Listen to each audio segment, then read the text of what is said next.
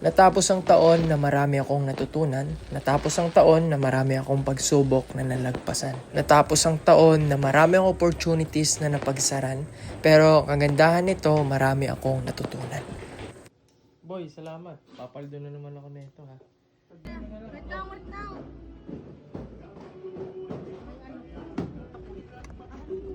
Wala nga eh, si EJ kasi. Hindi kasi big. Labis po kami nagpapasala.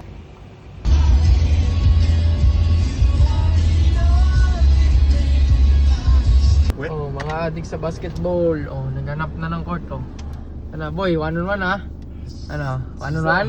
Takot si Kuya mo. Tatakot ka, boy. Tayo siya. Ano masasabi mo, boy? Master of Art of Perimeter.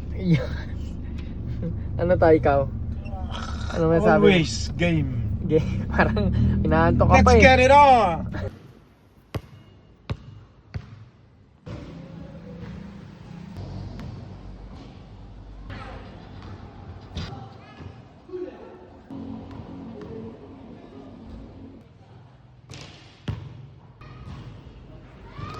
Unang ka 1v1, 150 lang.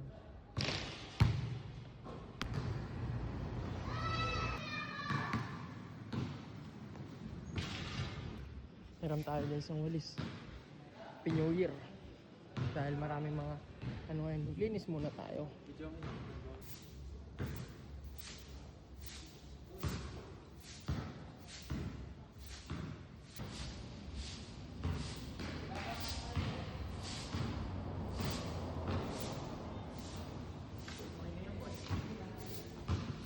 Nandito nga pala kami guys sa Santo Tomas, Batangas dahil meron kami pinuntahan. At dahil guys, adik kami sa basketball, kaming tatlo, kaming pamilya, gusto namin, lagi kami nakakapaglaro at nakakapag-ensayo.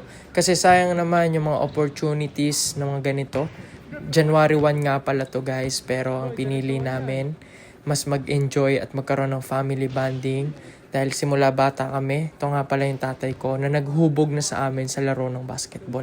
Minsan lang namin siya makasama at minsan lang kami magkasama-sama dahil minsan ko lang naman makasama yung tatay ko dahil umaalis nga siya, pumupunta siya ng Bicol at umiidad na rin yung tatay ko. Maswerte nga ako guys na gumaling-galing na nga yung tuhod niya dahil di na siya masyado nakakapaglaro. Kaya maswerte kayo guys kung meron kayong tatay, nakakalaro nyo pa rin.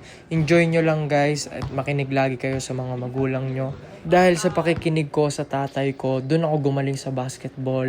Simula bata kami, lagi kaming sinisermonan, pinapagalitan. At lahat nga guys ng mga sigaw niya sa amin sa loob ng court at sa labas ng court, nagbunga nga ito guys dahil nadala namin ito sa paglalaro namin. At mas naging disiplinado kami sa lahat ng bagay. Kaya kayo guys, enjoy nyo lang yung buhay this 2026 guys. Para sa akin, full of hope and full of opportunity to guys. Laban lang ng laban, banat lang ng banat. Sa lahat ng gagawin nyo, isama nyo yung Panginoon. Unahin nyo yung Panginoon.